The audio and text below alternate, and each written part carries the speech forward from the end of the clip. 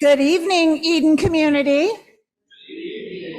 I'm Deb Kraus, president of the seminary, and it is wonderful to see everyone here gathering in person and online for our Spring Convocation 2023. Eden's Spring Convocation, always one part reunion, one part inspiring learning, one part powerful worship, one part sacred space, one part self-care, maybe, plus many other parts. And this annual event is, in sum, a celebration of the seminary's mission and vision as led by our students, hello students, faculty, staff, and alumni in all our purpose, diversity, and power. And this year is no exception. So tonight, as we commence, after a wonderful day of preliminary activities, including a book launch by a former president and our wonderful Herbster event for our 5-year out alumni, we are taking up the theme for this year's convocation, From the Ground Up, Food Security, Farm-to-Table Partnerships, and Pastoral Care.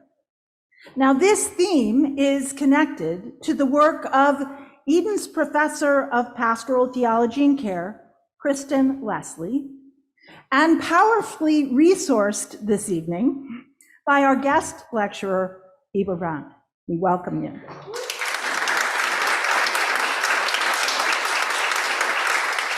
Now, connecting food security with pastoral theology and care is the vision of our Professor Leslie, who we will, by the way, install to the Harold Peters Schultz Chair of Pastoral Theology and Care tomorrow.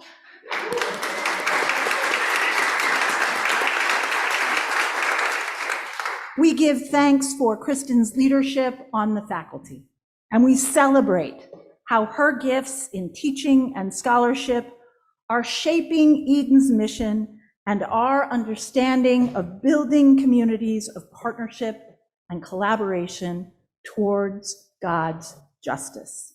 So, without further ado, I will ask my colleague, our academic dean, Professor Christopher Grundy, to introduce our speakers for this evening.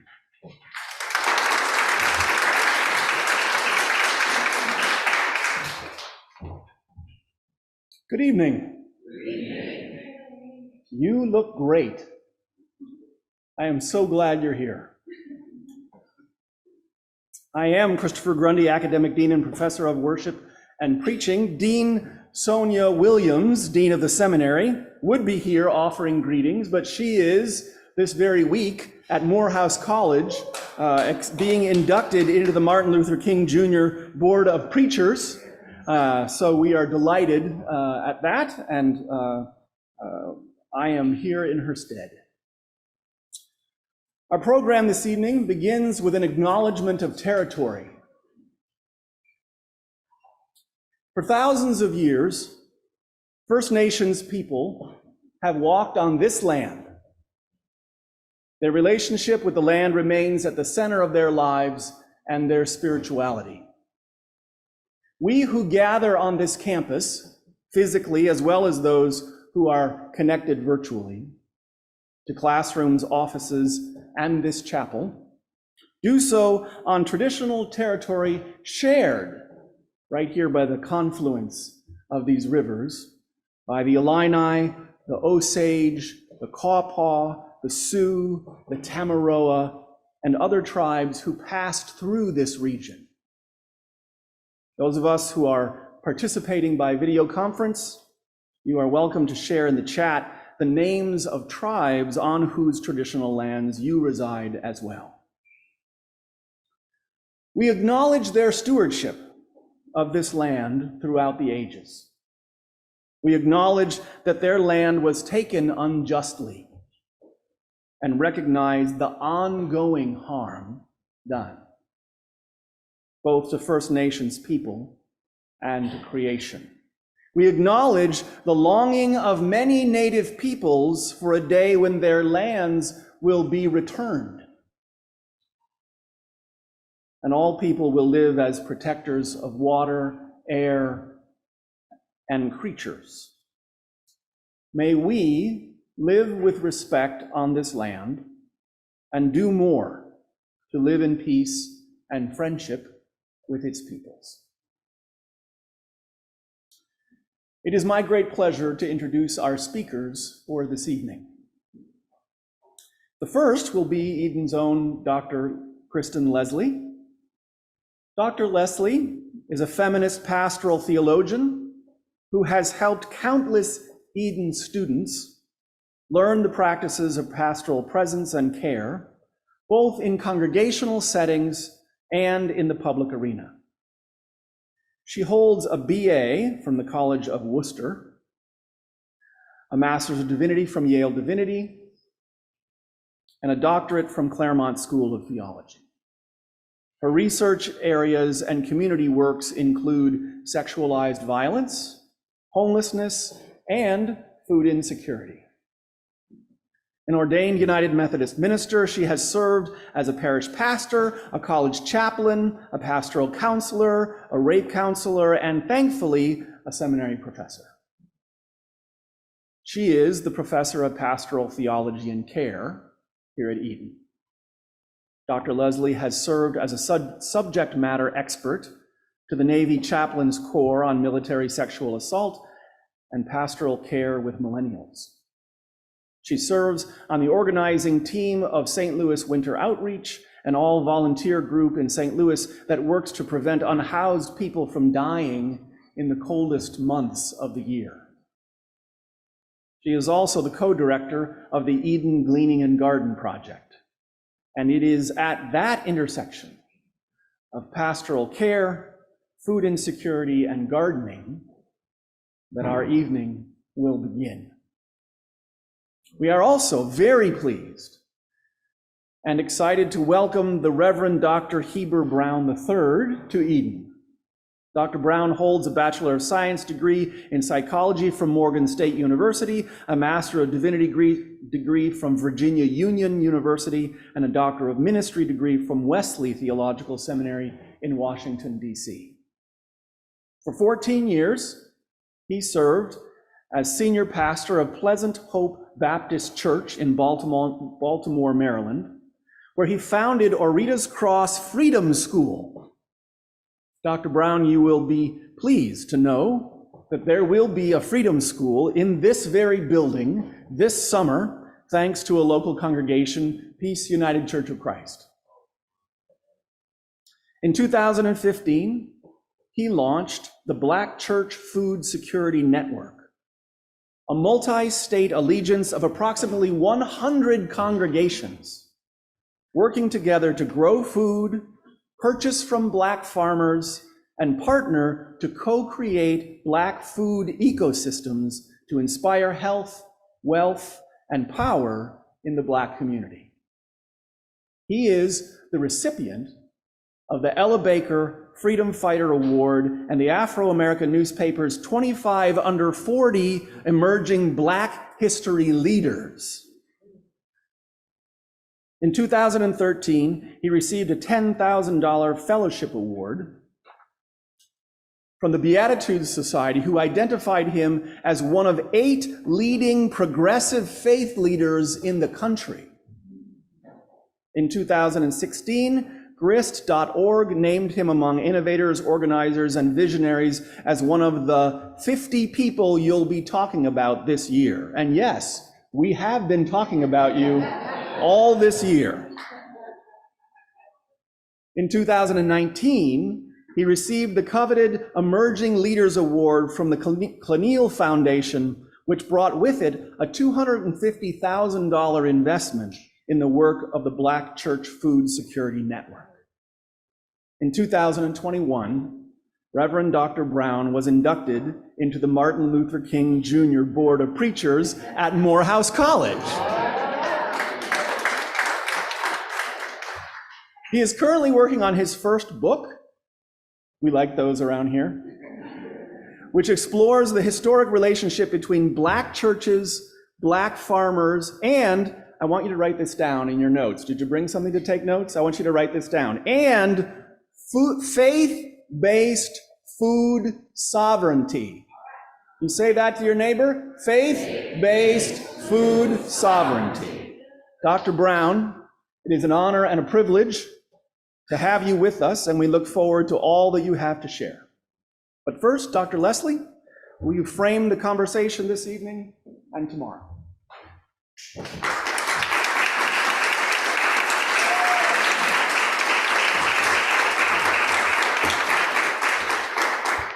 Friends, I'm so pleased that you are here with us this evening. I'm thrilled to be here with Dr. Brown to learn from you this evening. What an honor. Thank you for coming.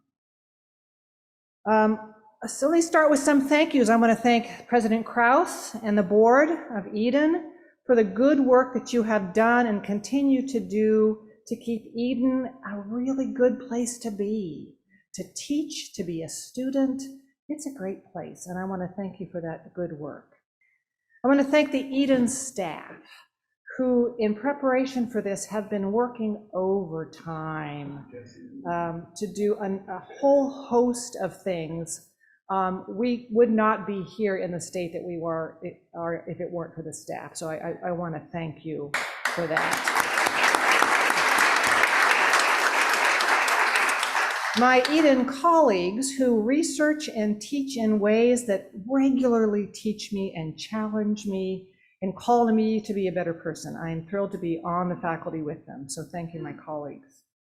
And to you who are attending, students and alum and members of the community, thank you for being here today. We are so pleased to have you here. I look forward to conversations with you after all of this. So let's get started.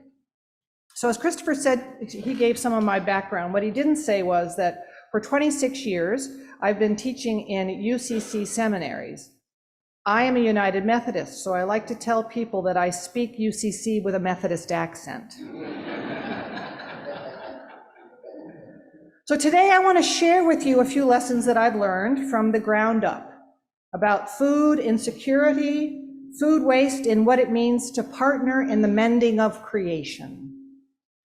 My presentation will be followed by the transforming work of Dr. Heber Brown.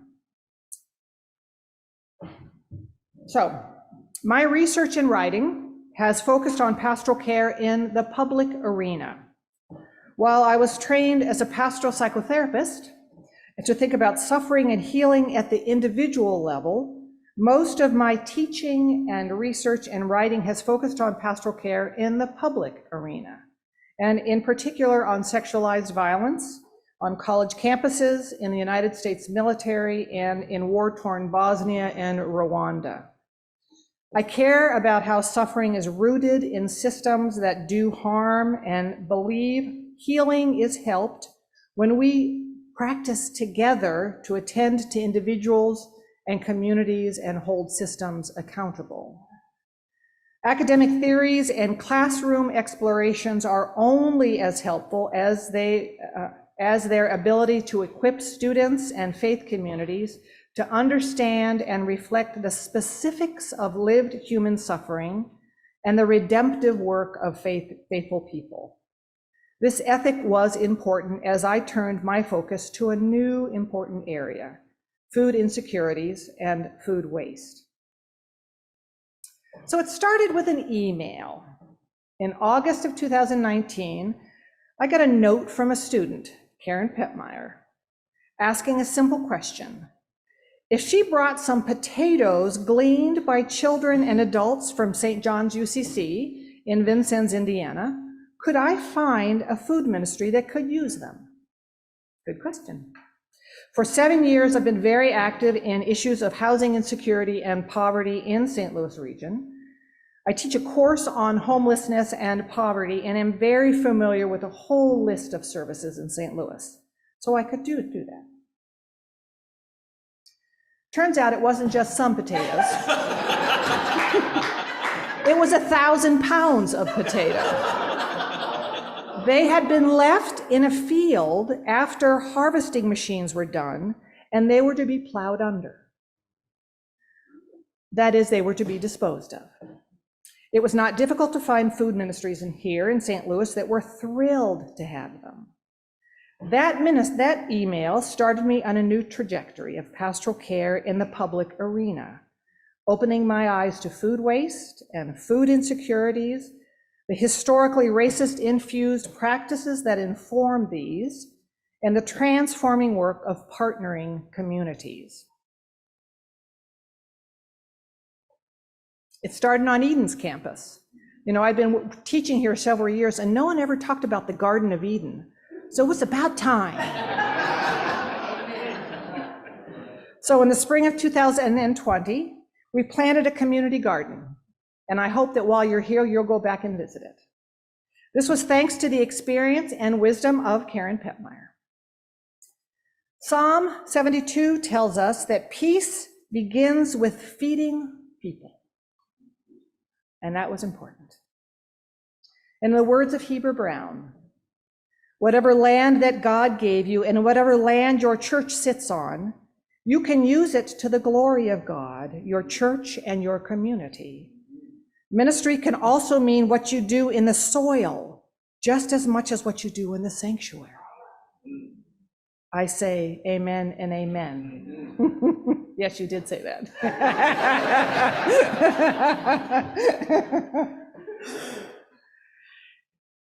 In July of 2020, we made our first trip to Vincennes, Indiana, to glean corn and potatoes. The biblical mandate to glean produce from fields was a fitting directive for this work. We partnered with farmers there who, of a number of different churches, recognized the gleaning stories. They recognized that they had produce that was going to waste, and they knew about hunger. So they have been amazing partners in this work. With that, we launched the Eden Gleaning and Garden Project. Our mission is clear: ending hunger, shrinking food waste, and connecting communities. Starting in March of this year, we were already planting for the new season, prepping the soil and prepping the ground for the plants to come. We invite you to join us when you're in town. And from June to about December, we make trips to Indiana and to other farms where in order to glean food and to distribute here in St. Louis. One of these ministries is Centennial Christian Church under the leadership of Pat Pendleton, who will tomorrow be on one of the practitioners' panels and following workshop. We launched the Eden Gleaning and Garden Project right about the time that the pandemic shut everything down, when face-to-face interactions became dangerous and communities gathered mostly online. As we quickly realized, the pandemic only amplified food insecurities and food waste. Last year, with the Eden Gleaning and Garden Project, we just collected and then distributed over 14,000 pounds of produce, including corn, potatoes, squash, collards, kale, tomatoes, broccoli, cabbage, and more. So we're not the first Eden community to grow and harvest food. This is from the 1850s. Faculty and students at the Evangelical Preachers Seminary, Eden's forerunner, near Marthasville, Missouri, German immigrants who worked the land while they prepared to preach the word. Our crew, not quite nicely dressed, of students, faculty, staff, partnering churches, farmers, and friends of Eden represent a new generation of faithful gardeners and gleaners responding to the biblical mandate to care for the most vulnerable. So in our planting and in our gleaning, the Eden Gleaning and Garden Project has taught us much about the ground up, about food insecurity, food waste, racist practices, and the transformative work of partnering in the mending of creation. I'd like to share a few of the lessons we've learned. So in the United States, more than 34 million people, including 11 million children, are food insecure. Every community in the country is home to families who face hunger. Black, Latinx, and Native American communities are especially hard hit by food insecurities. One thing we had not realized going into this, but came to understand, was that rural communities are especially hard hit by food insecurities. The pandemic has increased food insecurities among families with children and communities of color who already faced hunger at much higher rates before the pandemic. 56% of food insecure households reported participating in federal national programs, including SNAP and WIC. Households that don't qualify for that federal assistance and yet still need food assistance are left to use their local food banks and food programs, which generally don't have fresh produce. In February 2023, Congress allowed the COVID-era supplemental SNAP programs to stop. The resulting hunger cliff, as they call it, will hit many, but target people of color, children, and older adults. So in the bi-state region, so kind of Missouri and Illinois, 1 out of 9, that's about 350,000 people, experience food insecurity. Part of the issue is that there are limited grocery stores in certain areas, particularly north of the Delmar Divide, that have good produce that they carry. In Missouri, that's generally overall, and that's about 700,000 people, and that's nearly 200,000 children. And you'll remember that during the pandemic, when kids were no longer going to schools, that's often where they got their food. People are forced to make choices. Choices between paying for food or medical care, choices to feed their family versus utility bills, choice between paying for food versus paying for housing, or fuel for their car to get to work versus family food. Choices that no one should have to make.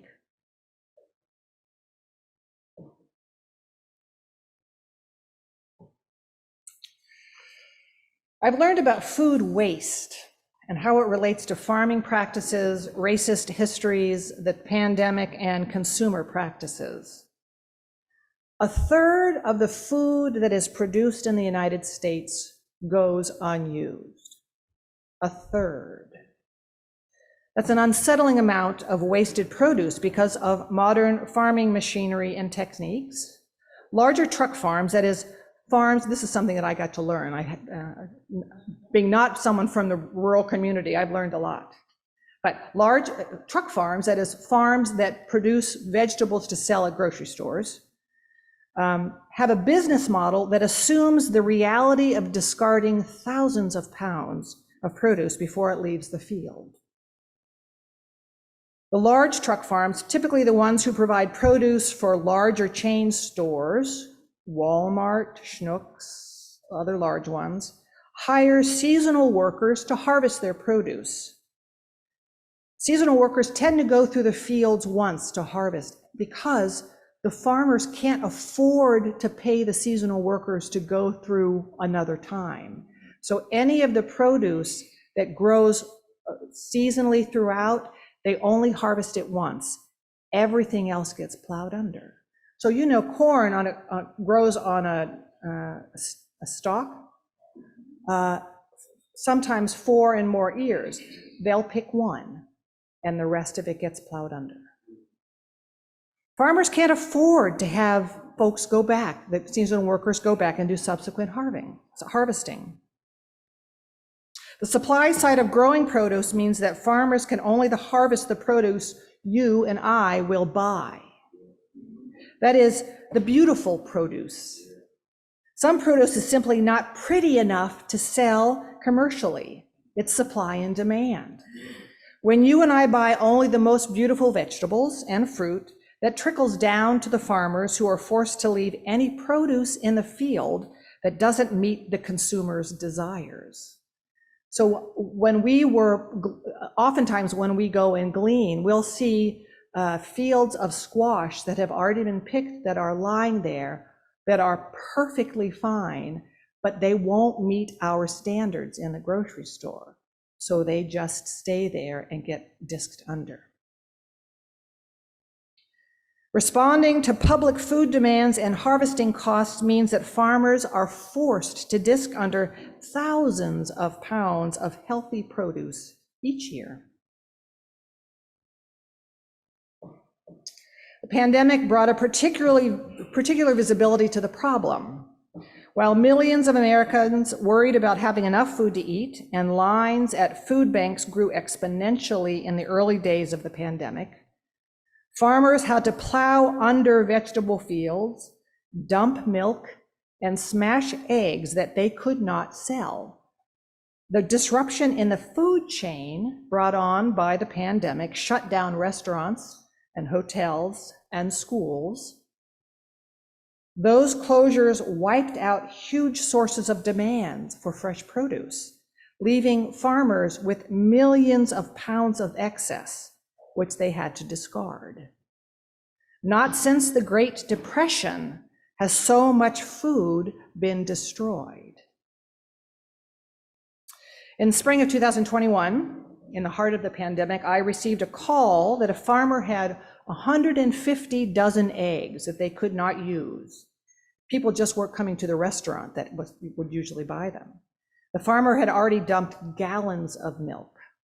Did I know a food ministry that could use the eggs right away? 150 dozen. In fact, I did.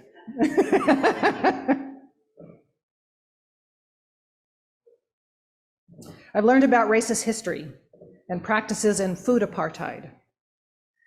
I've learned about the concept of food apartheid that addresses how the whole food system is steeped in social inequities in which whole communities, predominantly poor communities of color, are geographically and economically isolated from healthy and nutritional food sources. I learned about the history of federal policies that both took land from Black farmers and made it impossible for Black farmers to pass along farms to their children. The Homestead Act of 1862 provided federal land grants to Western white settlers willing to farm the land. This was a mechanism for transferring millions of acres of Native American land to white settlers. And in 1865, General William Sherman issued an order, later known as the 40 Acres and a Mule, that redistributed southern plots of land to newly freed Blacks. This order lasted less than a year when President Andrew Johnson, Lincoln's successor, overturned the order. Newly freed Blacks never benefited from it. Black families could not easily acquire land. And this is important for us to note now because in farming, family land is part of the family legacy. In Black families, land did not get passed down. Even today, federal policies that create grants to protect farmers from crop loss don't regularly get used by Black farmers because Black farmers don't know about it. White farmers, having grown up on farms and having farming traditions and knowledge passed along to them, have inherited the knowledge and the connections. Black farmers have been left out of that process. And even when farming options are available, farming can be triggering and re-traumatizing. For Black Americans, in the words of Leah Penniman, the field was the scene of the crime.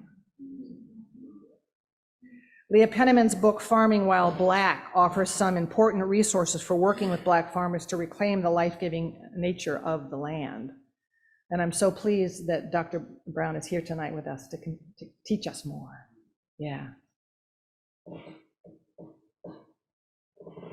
Food waste and food insecurities are not new issues.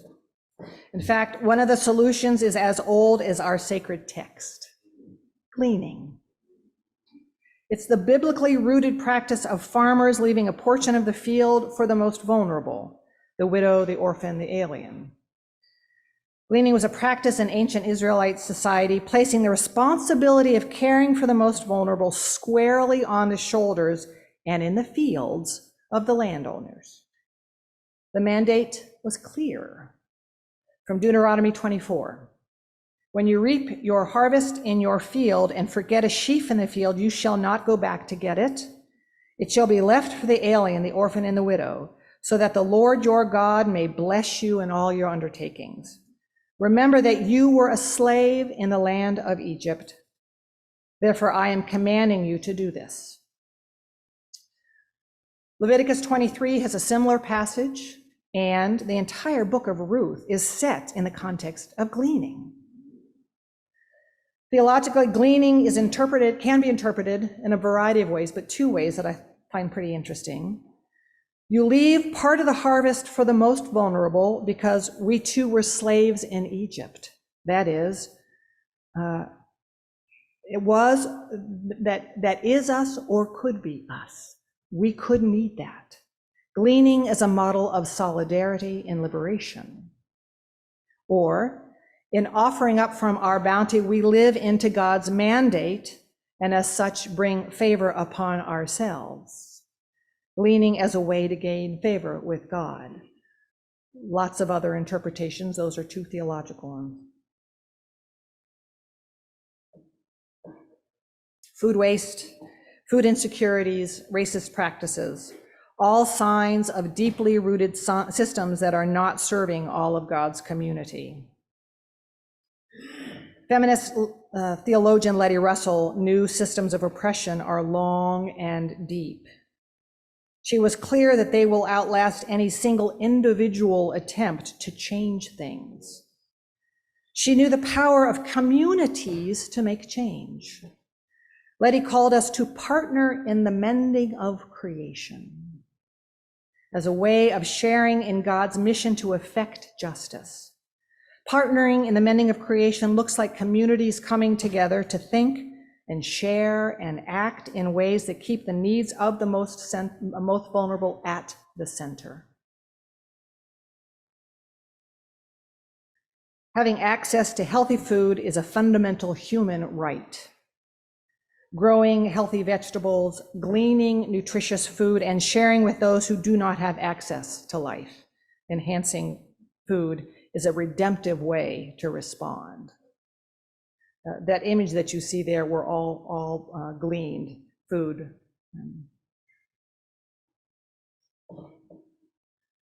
The Eden Gleaning and Garden Project is one way we are partnering to end hunger, reduce food waste, and to partner in the mending of creation.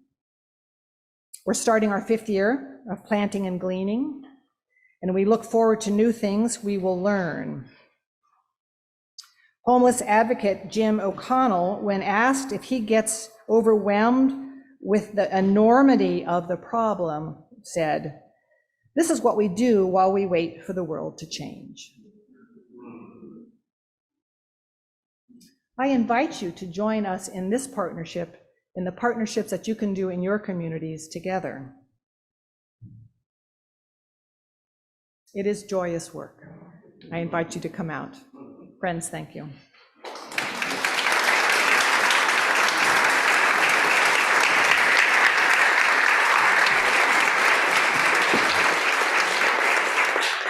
I should say this is the Eden garden there that every year we start the season by planting radishes to give appreciation for the work that's to come. So that's the Eden garden that has the big amen in it. Can we give Dr. Leslie another hand for that wonderful presentation? Wow. I'm grateful for that, and it is making explosions happen in my mind, even as I prepare to talk tonight, and I think it's going to be some wonderful dancing together of what you just heard and what I'll share in a moment. First, let me say thank you so very much for having me. This is my first time here. And I already feel at home here. There's a divine energy and spirit in this very room, and I'm grateful to be a part of that with you. Thank you so very much, Dr. Krause, for your warm welcome and hospitality. Dean Grundy, thank you so very much. You read my whole bio, Dean. I was sitting there saying, man, I should have sent him the short one. That's especially when you said 25 under 40. I'm like, I'm not under 40 anymore. Life is changing, huh? So thank you for that. And Dr. Leslie, again, thank you so very much. I'm excited to continue learning from you even after this experience. Let me begin by saying all of us are more than what we do. And I am more than what I do. In addition to a lot of things, some of which you heard in the bio a few moments ago, I'm also a dad. And I have two boys, Heber Brown IV and Ethan Brown. And Ethan amended his name. He said some years ago, he told me and my wife, he said, my name is Ethan Brown I now, because he was tired of hearing about the fourth all the time. So he said, well, I'm the first. And we honor his agency to claim his name. And so Ethan Brown I is 12 years old and Heber is 14. They both play basketball. And I am a proud and very excited basketball dad. I go to all the practices and all the games and record everything. And tonight, Ethan has a basketball game. Ethan is playing right now. And if I was not here, I would be at his game. Now, because I make everything concerning their basketball games there, my children are very gracious when I have to miss a thing or two. But right now, a piece of my brain is thinking about my 12-year-old son, the starting point guard in the Parkville Recreation basketball team. His team is called North Carolina, and they are playing right now. I wonder if you can help me in my dad duties to let Ethan know that his dad is thinking about him tonight, and with friends and new friends who also are supporting and honoring that as well. So can I do something real quick? I'm gonna record it. So can I do this? Can I have y'all to do, let's go Ethan, let's go. Let's go Ethan, let's go. Yeah. Let's go Ethan, let's go. Let's go Ethan, let's go. Let's go Ethan, let's go. Let's go Ethan, let's go. That's awesome. Y'all are great. Now, anybody who's a parent of more than one child, you know you can't do something for one that you do not do for the other. So can I get just a few minutes of let's go Heber, let's go. Let's go Heber, let's go. Let's go Heber, let's go. Let's go Heber, let's go. Let's go Heber, let's go. Woo! Thank you. Woo! Thank you so much. Thank y'all. I really do appreciate it. And that's going to earn me some dad points with the boys once I get home later tonight to find out how the game went. Thank y'all, for those of you who are online. I saw y'all too. I felt the love through the screen. Thank you. Thank you so very much for being a part of the cheer and the chant too. So family, I'm a Black Baptist preacher. So in the tradition in which I was raised and the tradition in which I am proud to be part, call and response is a part of my tradition. So you will not offend me if you see something or hear something that moves you to respond in a way that is authentic to who you are. In fact, I might just feed off of it and I give some energy back at you. Is that all right? And so don't feel this to be pure lecture. Sit in this posture of a conversation. And at different points, I may ask you even to turn and tell your neighbor something, and being true to my tradition. So I am going to talk about the Black Church Food Security Network as one example of many around the country and the world that is attempting to look at how we might organize for faith, food, and freedom, sitting in the powerful intersections of faith, food, and freedom. And in fact, Faith, Food, and Freedom is a part of the title of the book I'm writing right now. I solicit your prayers as I'm learning. This is my first book, and I am learning that writing a book is more than a notion. It's more than just putting words on a page. It's psychological, it's emotional, it gets all in your guts and your bones. And so I sincerely solicit your prayers. My manuscript is due in a couple of months. And then by spring of next year, the book will be on the shelves. It's called Nothing More Sacred: Radical Black Church Stories of Faith, Food, and Freedom. And in this book, I seek to show and spotlight the many churches, Black churches and ministers who have long seen the connections and intersections between our faith and farming and food. It is my humble attempt to add additional names to the long list of names that have given attention to ecological and environmental concerns. Oftentimes, Black pastors and African-American grandmothers are not on that list of the persons that we look to for wisdom and insight about such things. But the more I studied, the more I saw that this too has been a part of the canon of our experience and witness as African-Americans. And this book will hope to add those names so that we might study, glean, and learn all the more from those who may never have taught at the academy or never earned degrees, but their wisdom is just as rich and important for the time in which we live now. And so I solicit your prayers as I move this pen and get this book out so that we might honor more of our collective ancestors in this great work. So let me tell you a story.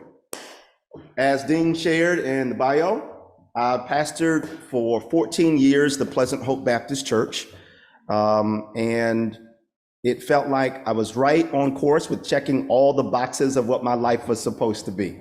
I'm a preacher's kid. Any other PKs in the house? We made it, y'all. We made it. We survived it, and we're still here. So as a preacher's kid, y'all know, in PKs, we do a little bit of everything. We've done all the jobs. We've done it all. And when our friends were outside playing, we often were in church somewhere helping mom or dad and our family. And so a part of my experience growing up with my grandfather as a bishop in the Free Will Baptist denomination, and my dad as a pastor and bishop in the Baptist church, Heber III, following in the line of the Hebers, was in line to be the next to share the word of the Lord. Now, I'm grateful that my parents never put pressure on me to step forward in this kind of way. They gave me room to figure out my own journey, and it was so that I received a call to preach. And being called to pastor the Pleasant Hope Baptist Church was a big check in my journey, and one that I've been praying about. And I knew what kind of pastor I wanted to be as well. I wanted to be a community pastor. I wanted to live where I pastored. I wanted to see and share life with the members of the congregation. I wanted people who didn't even come to the church. I wanted them to know Pastor Brown. I wanted to be in the grocery store and at the gas station and see the people who I love and share life with. And that's what God gave me the great privilege to experience as the pastor of Pleasant Hope Baptist Church. But what God also gave me the opportunity to see was in my duties in pastoral care.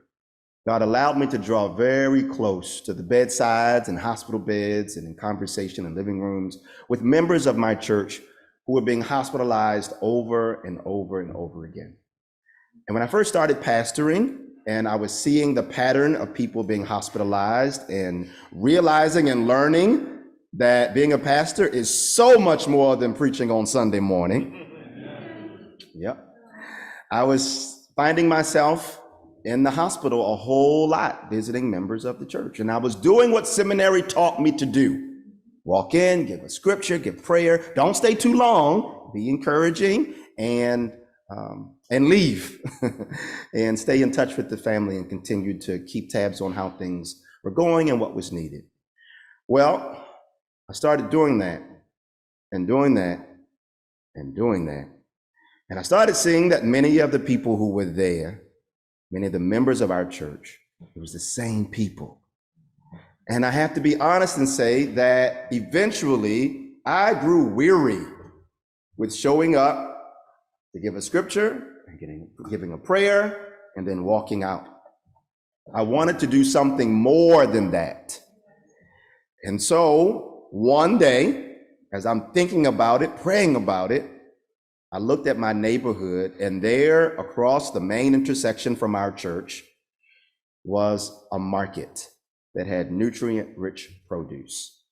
It's in the top left corner of the photo on the screen.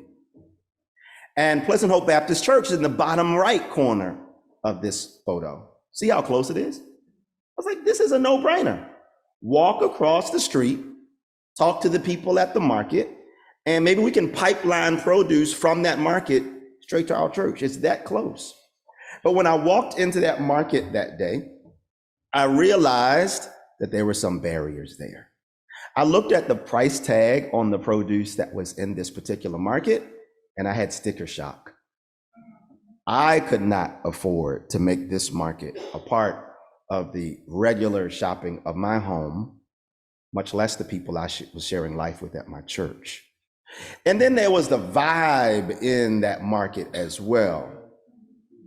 That market, there was no sign that said I wasn't welcome, but there was a vibe in the space. There was an energy in the room that suggested that that market was not designed with me in mind.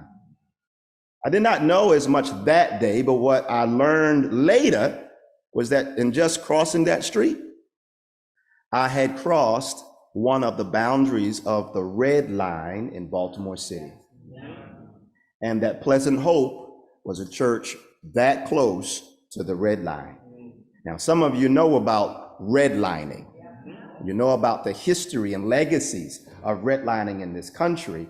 Our cities and communities were in the 1930s and 40s with the Homeowners Loan Corporation, backed by the government, created these maps that pointed to the desirable parts where they were going to pour investment and provide support for mortgages and the like, and then the not desirable parts where there would be divestment and there were plans to keep things like landfills and other undesirable locations on those sides of town.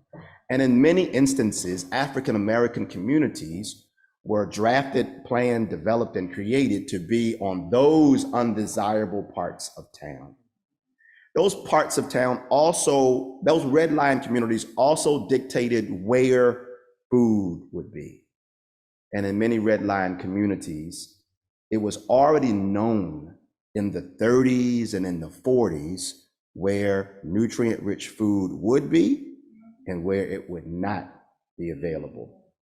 Just by crossing that street, I crossed over a red line. Later on, when I did research on this street, which is called York Road in Baltimore, I learned that the story was more gruesome than I even initially imagined. That just by crossing the street, life expectancy dropped or raised by 10 years by crossing that street. Annual household income, $30,000 difference just by crossing the street. Infant mortality rate, unemployment, go on down the line. All the metrics that would point to human flourishing and communal well-being, stark difference just by crossing the street. I didn't know it that day. When I initially walked over to that market, I didn't know all those things were in play. They were invisible barriers, obstacles that was right there.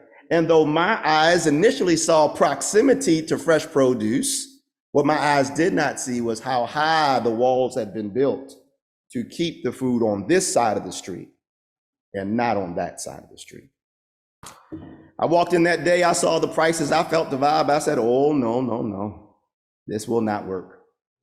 While I intended to talk to someone who was in charge of the space to talk about partnership, after getting that vibe and that feeling, I said, I'm gonna trust my gut on this one and not gonna pursue a conversation about it, because I refused to lead my congregation into a partnership that might require us to be in a posture of subjugation in order to receive what Dr. Leslie just told us is a human right. So if it's a right, I am not willing to beg for something that is a right. So I did not lead my congregation in that. I walked out, and I got to tell you, I was upset because what we needed was right at our fingertips, but I could not get it. And what it meant was I was watching the people of my church get sick, watching people of my church die, when what we needed was literally right there. So y'all feel Baptist. I just feel it in the room. Y'all just feel. Albert plays piano. Albert, just get ready to put me in E flat, just in case. Just in case. And so I left out of the market that day. I walked back to the church, and while I'm walking, I'm upset, and I have a conversation with God. And I've been walking with the Lord long enough, and some of y'all know when you have a deep relationship with the Lord, it does not have to be high cotton prayers all the time, as my grandma would say. It gets real. I felt God tap me on the shoulder and say, Heber, what's wrong? Why are you mad? God, you know why I'm mad. What we need is right there across the street, and we can't get it. And I felt the Spirit of God say to me, Heber, look to your right. When I looked to my right, I was near the front door of the Pleasant Hope Baptist Church. I was about to walk back to my office. God said, look to your right. And when I looked to my right, this is what I saw. And I walked past this scene hundreds of times. The left side of this picture at the time was owned by the church, Pleasant Hope. We didn't have any permanent ongoing use for that land. It was just something if we had a cookout or something, we'd go out there, but it had no ongoing use. The right side of this picture was privately owned by an elderly gentleman who was so tired of cutting the grass that he paid a dump truck to come dump rocks and stones all over his lawn. I can't tell you how many times I parked my car and walked past this scene, time and time and time again. But it was something about that day, with divine discontent bubbling up in my spirit, where God gave a vision that if you can't afford what they have across the street, roll up your sleeves and grow it yourself. I go into the sanctuary and I started telling the members, y'all, I received a vision from God.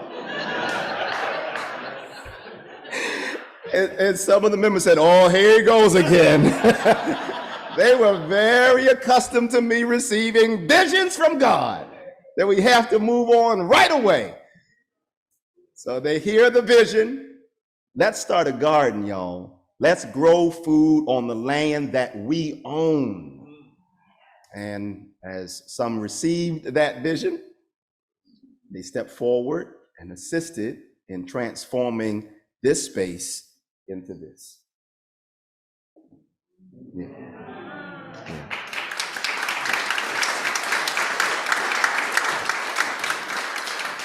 There is about 5 years between that first photo and this photo. In fact, if I was to show you the most immediate photo after the initial one, it would be this same plot of land with just 4 small raised beds. I went to Home Depot and I bought 4 raised bed kits. They were on sale for $34. And I came back to the church. We started with just 4 small raised beds. And I still have pictures of us putting the raised beds together, and the children and the mothers and the seniors sitting together, putting it together. I'm probably going to add that photo to the presentation because I don't want people to see the finished product and not appreciate the journey. I think it's Zechariah 4:10 that says, despise not the days of small beginnings. And I'm here to say that small beginnings can go a long way. This garden now, 1,500 square feet, grows broccoli and kale and collard greens and corn. We started by growing stuff that people actually eat. Sometimes when I'm engaging with various community gardens and the like, they like to impress each other with the kind of stuff to grow that people don't even eat. It's pretty, but what do I do with this? And so it was important for us to start with what people actually eat and then grow out from there. So we started growing these raised beds, and I can't tell you how excited I was when we got corn and watermelon in Baltimore City, growing corn and watermelon and all of this. Oh my goodness, we were the talk of town because we were growing in such a way on our land. And then we blossomed out and started growing herbs in the garden as well, and fruit trees as well. And we started talking about and bringing people together around taking those herbs and making tinctures and looking at ways that we could heal our bodies by what we were growing. Y'all, people started coming to that garden who ain't never been to the church before, started making donation and leaving items. And for some, the garden became their regular sanctuary, not the church building. And it took me some reorienting, because I had to reconsider what faith-filled discipleship and spiritual formation looked like. And maybe it doesn't just look like classes and chairs and desks and a teacher in front and 8 weeks of whatever. Maybe for some people, the sacred space is outside. Y'all gonna have me preaching in a minute. I'm trying to tell you, I feel it now. It's coming up. When we saw the members start sharing online recipes and bragging about their meals and talking to each other about what they were gonna make that night because of the produce they got from the church garden that morning, I knew that things were picking up with this garden. And then when I saw and realized that the reason that our garden was as successful as it was because of this woman right here, Maxine Nicholas. She went home to be with the Lord in 2017. But when we first talked about this garden and I shared this vision from God, she was the first one who rose from the pews and said, "Pastor Brown, I'll help." She didn't just help. She became the leader of the effort. She was born and raised in Roanoke Rapids, North Carolina. On a farm. There's some Roanoke Rapids in the room. There's a church there. Go ahead. I know that's right. I love it. I love it. Y'all got some good folk in Roanoke Rapids. Lots of collards. And that's what Sister Maxine helped us to grow. Collard greens. And she showed us, she helped me to see, though my roots are down south, I was born in Baltimore City. Sister Maxine helped me to see you don't always need acres upon acres to grow a whole lot of food.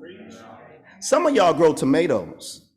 And you know, one tomato plant, when it starts going, you'll be giving those tomatoes away because you can't even keep up with how much the plant is producing. She helped us to see collard greens and kale and everything. And I was just so amazed at what I was seeing, because Sister Maxine was the president of the sanctuary choir. She was a leader in the senior ministry. She put trips together for the seniors. When I arrived at the church, that's what I saw her doing. And I made the mistake of thinking that her gifts were just contained in those specific roles.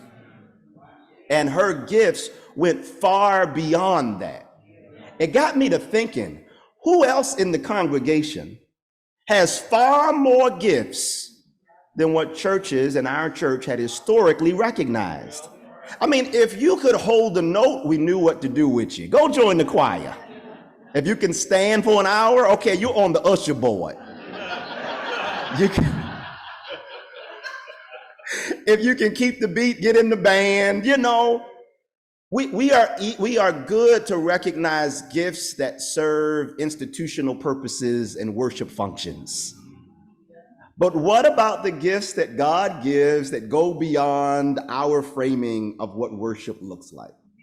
Sister Maxine helped me to see that she wasn't just a sanctuary choir president and leader of the singing ministry, but she had something in her, And it was almost like she was waiting for the church to recognize and for her pastor to recognize that she has more gifts than what she's doing right here. She rose from the pews, helped with the garden, and she brought the whole AARP club with her. Look, y'all, I thought it would be like the young adults who jumped out there with me when I first started with this. I was, at the time of the garden, I was about 29 years old, already social justice activist in this city. I'm like, we're about to lead a food revolution. And I'm like, the young adults, come on, y'all, we're gonna get this work done. I said, I'm the young pastor, they're gonna come alongside their young, fearless leader. And they came for the first day. They was taking pictures in the yard together and selfies and group photos. But after that first day, they were gone. But you know who stayed? There you go. They stayed, and they stayed. And Sister Maxine, if they started to falter, Sister Maxine would get on them because Sister Maxine had more juice than the young pastor. The new young pastor was still earning some chips in the congregation. But Sister Maxine had been there for 50 years. So if she said something, they were going to go and move. She was the reason that we renamed the garden Maxine's Garden. And to this very day, we honor her, and we have a plaque there in the garden with her name. And her sisters came up from Roanoke Rapids, and we had ceremony on that land after she passed. We poured water and called her name and thanked God for her witness. And everywhere I go, I talk about Maxine Nicholas. In part, not only to honor her, but also because what I recognized was that every church has at least one Maxine Nicholas. Right? This is the woman who, if you want to get something done, she'll get it done. You want to build something, move something, she's the one. And when I recognize that profile, and in fact, that person's name and face is on your mind right now, that you know that they'll be there. Reliable, committed, love the Lord, love the church, love their community, and willing to do everything they can to help grow it. I say her name, I lift that profile, because what I began to see was, wait a minute. This garden is doing well, praise God. But there's nothing so special about Heber Brown or Pleasant Hope Baptist Church that this very thing can't happen in other places.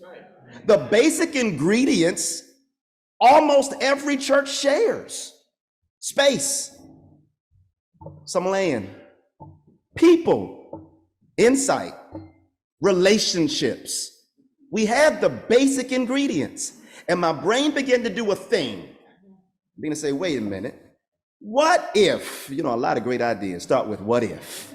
What if we helped other churches do the same thing and then had those churches work together to create and co-create food ecosystems that can address the issue of hunger and food insecurity, not from a posture of begging, but from a posture of building, growing, and tapping into the existing genius that was right in front of us. So as we continue to work and think that through, 2015 comes. And this is something that you at Eden might really appreciate and relate to, because in 2015 in Baltimore, a young man named Freddie Gray died at the hands of Baltimore City police officers. And the city, much like this place, experienced demonstrations and rallies and protests. And when that happened in Baltimore, some of the communities near the epicenter of where Freddie Gray was killed and where demonstrations were happening, these communities that were already facing and feeling the poison of food apartheid long before Freddie Gray was killed. These communities already have experienced and had experienced institutional violence for generations. And Freddie Gray's death at the hands of Baltimore City Police was like a match. There were other names. And I've not even been here a full day yet, but I'm sure even here, there were other names. Yes. Before Michael Brown, there were people who were on the wrong side of a terrible situation with police. And so for us, there was a long list of names. There was something about that moment where folks in Baltimore said enough. When that happened, the communities near the epicenter of the demonstrations that were depending on corner stores for their food, they did not have access to those corner stores. They closed down. And also the school system shut down for a few days. So that meant 80,000 Black children, many of whom depended on breakfast and lunch at school, now did not have meals. They put a curfew on our community. They put a curfew on the African-American parts of Baltimore City. They also stopped running public transportation in those parts of the city.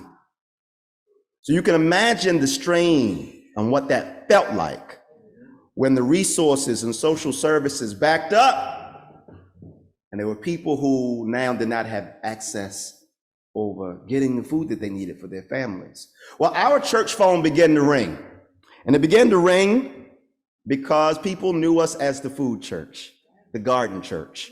And when they called us, we called our farmer friends. And our farmer friends put potatoes on the back of pickup trucks and other produce and drove it into the city.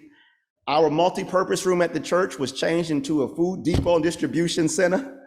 And that church bus that was just sitting there in the parking lot anyway, we started loading up food on that church bus, and I started driving food around the city of Baltimore so that when we got the calls, the church bus started moving with members and with food to get food around the city.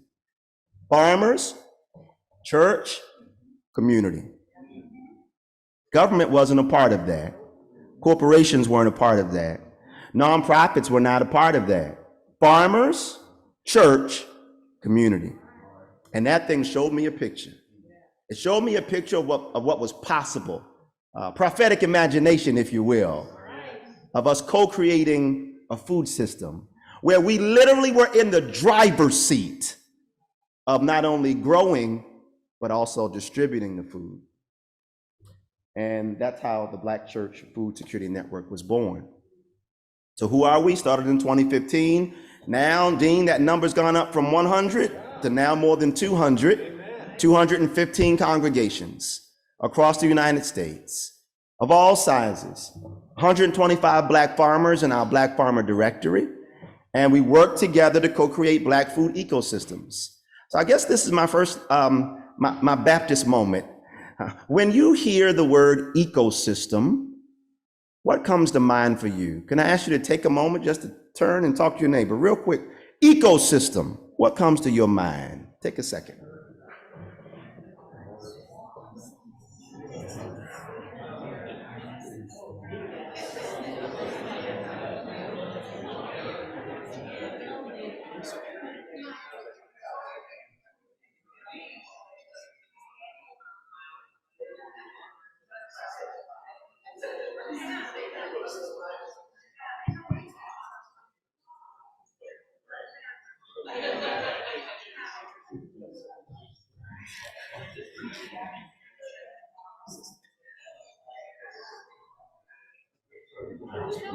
Okay.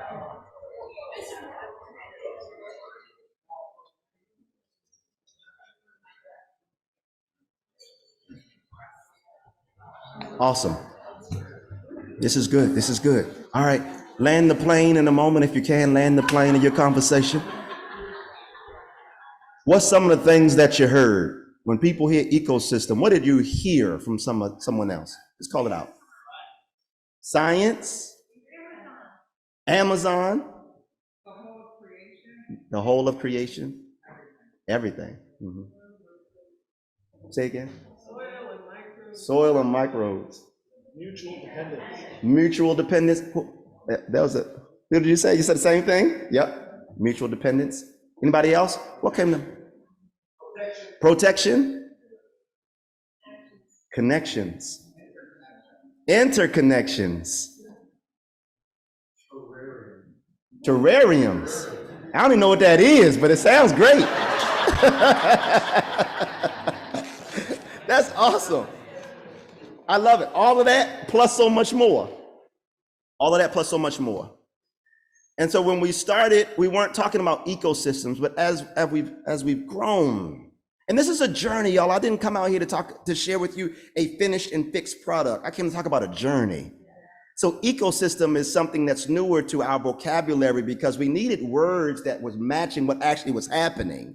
And ecosystem started to come up more and more. I can't point to just one thing. Yes, we do gardens, but it's this, and also it's that. And this is wonderful thing that's happening where it dances together. This and that dances together and communicates and shares information and resources like the mycelium in the soil, when trees are communicating with each other in ways that our ears are still trying to decipher. There's a language and a communication that's happening with I think mycelium is so cool. It's the coolest thing, isn't it? And that's what we're seeing in our organizing, mycelium.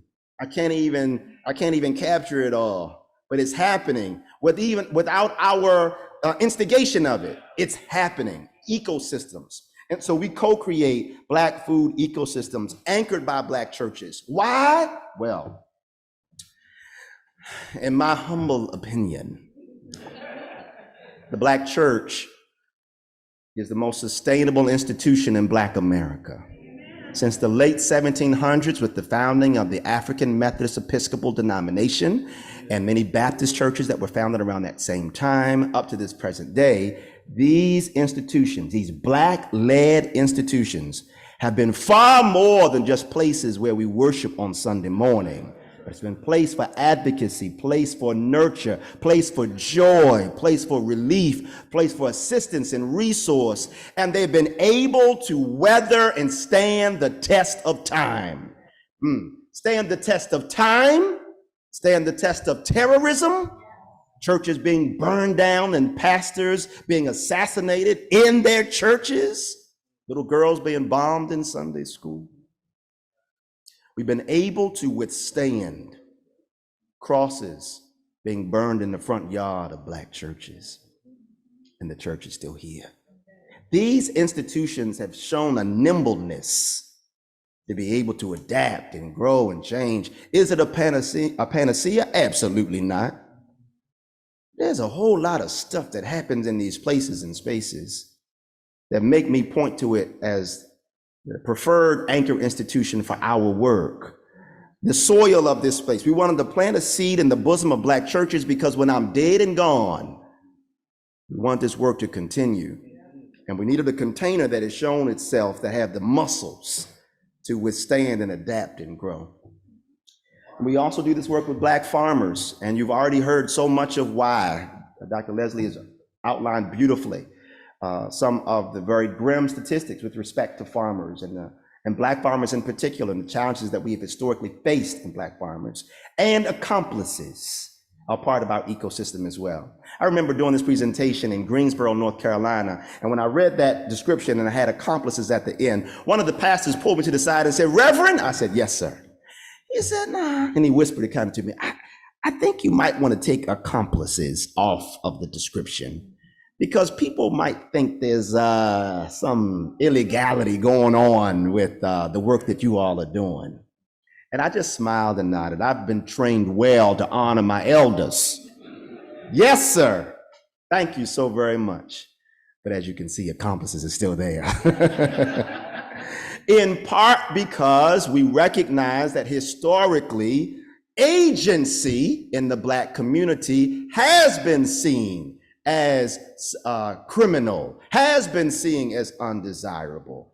Charity is fine in the Black community, but agency, autonomy, self-help, doing for self, something about that makes the power structure nervous, and it categorizes that as illegal. And so the word accomplice there is our tip of the hat to that very real history, and the recognition that what should not be seen as a threat is, unfortunately, when it comes to Black people organizing resources to build power, and they're always being accomplices, helping to move the effort forward as well. I'm gonna speed this up, y'all. Here are some of the, Dr. Leslie already spoke to some of the challenges with respect to Black land loss, and from heirs property to USDA discrimination and so much more. So much is there, so much has already been spoken to. But I want to talk a little bit about our approach to this work. Asset-based community development, ABCD. Through that, we do not start with the question of what's wrong. We start with the question, what's strong?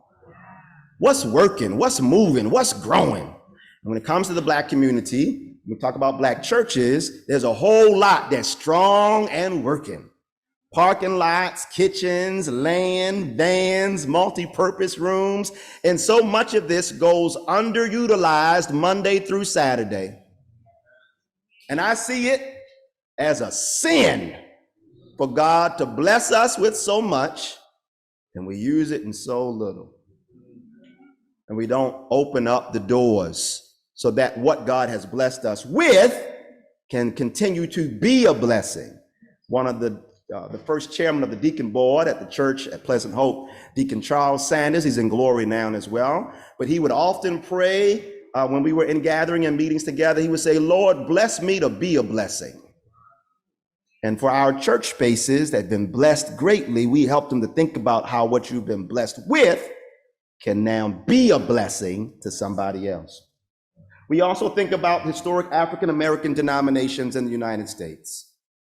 And you see some of the totals around membership of these denominations.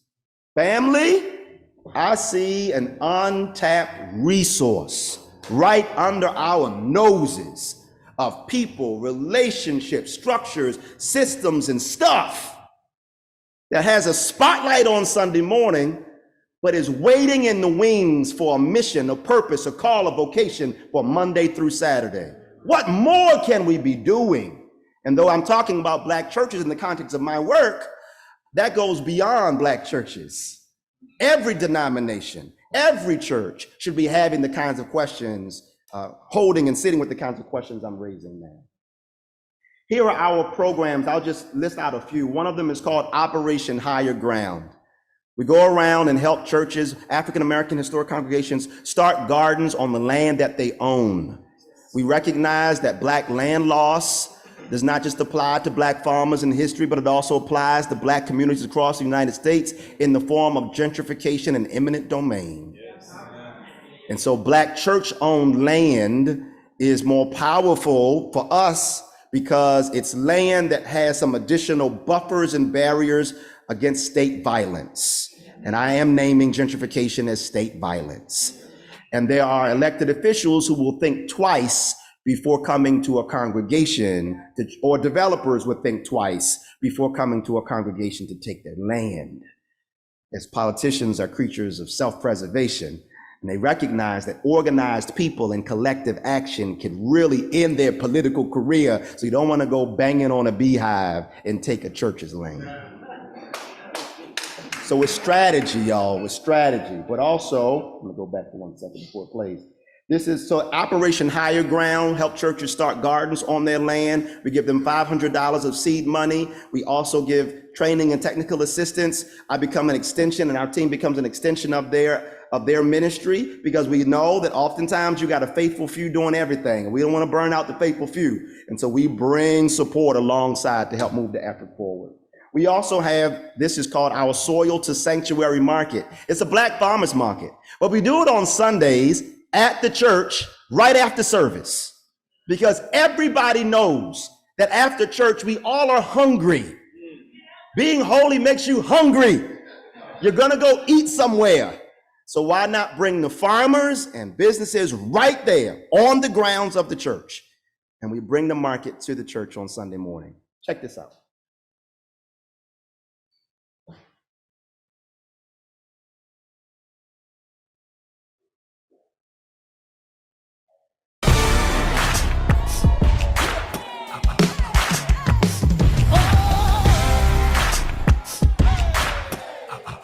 Let's talk about a great God. Come on.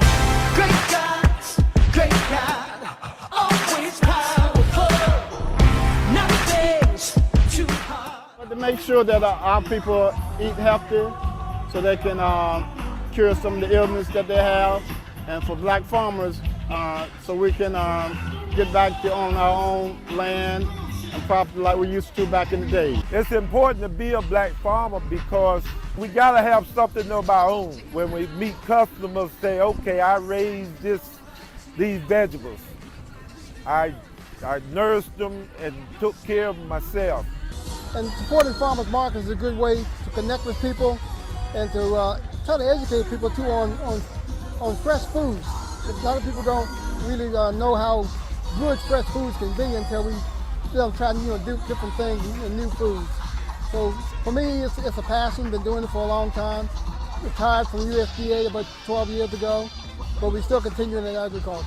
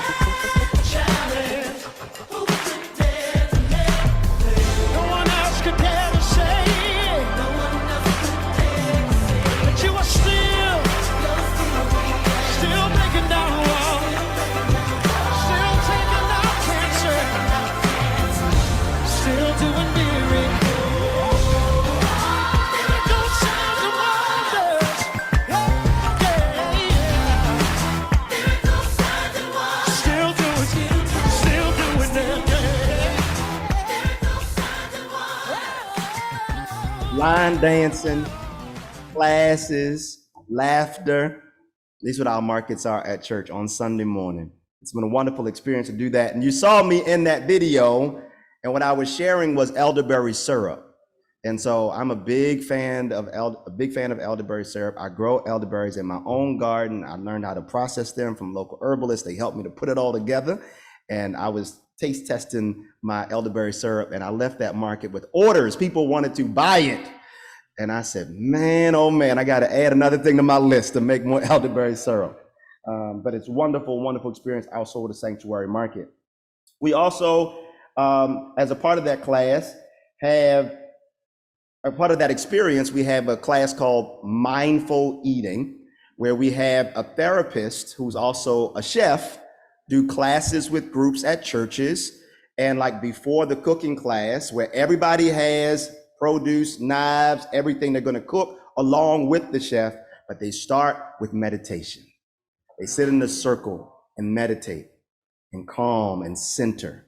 And our wonderful jury leads everybody through an experience, not just of learning how to cook something, but being transformed because of the experience of engaging food in this way. I'm going to pass through this because I really want to get to our conversation and Q&A, but all of these videos are on our YouTube page. If you go to Black Church Food Security, this video is our Black Farm Tour. We put church folks on church buses and go to farms. People need to get their feet on the sacred soil of Black farms and feel what that's like and hear stories. And so we take small groups to go to farms. And it is wonderful to see when I see people who've not been on the farm in a long time or ever. And it's great when we get them to eat straight from the land. I remember seeing one of our partners and members and board members now, Austin Monet, eat a strawberry straight from the patch for the first time in her life. And I got it on video. I saw her world change with one bite. She said, I'll never go back to the grocery store for strawberries again. Because the taste, and some of y'all know this, farm fresh tastes better than the stuff we buy off the shelves. And so it's a great experience to have them do that as well. That video also is on our YouTube page.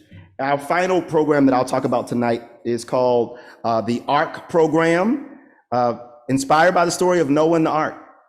And I'm looking at climate change, and I'm looking at anti-Blackness and violence in this country.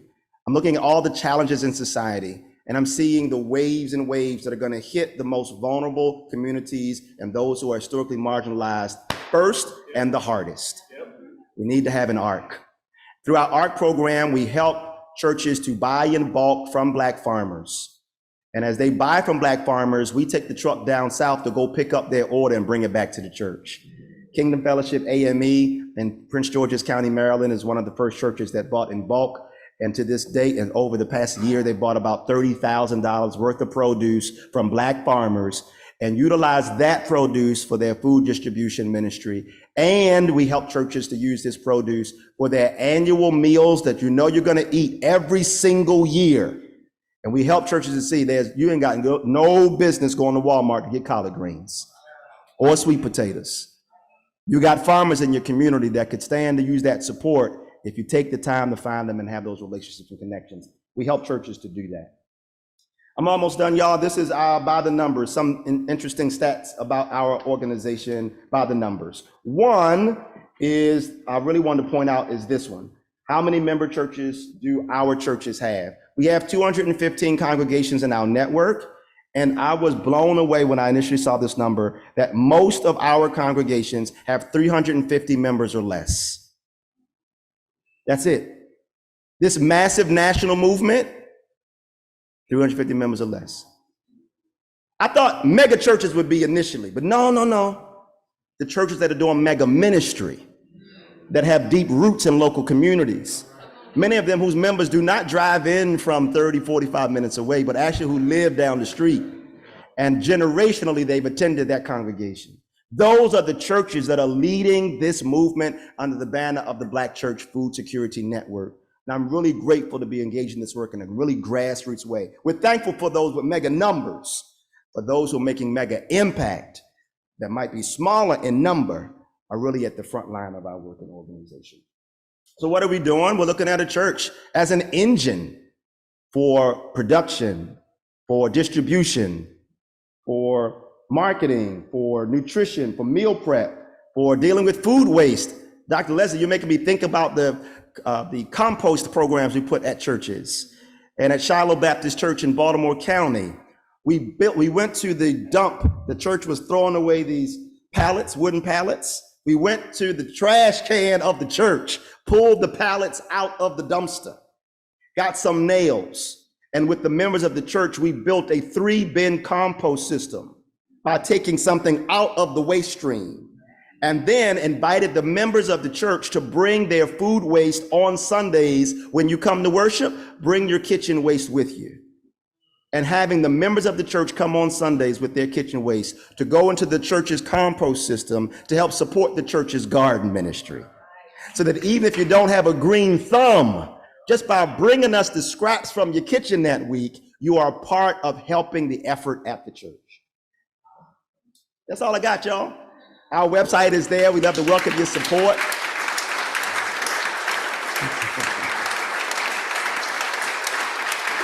Thank you. Thank you.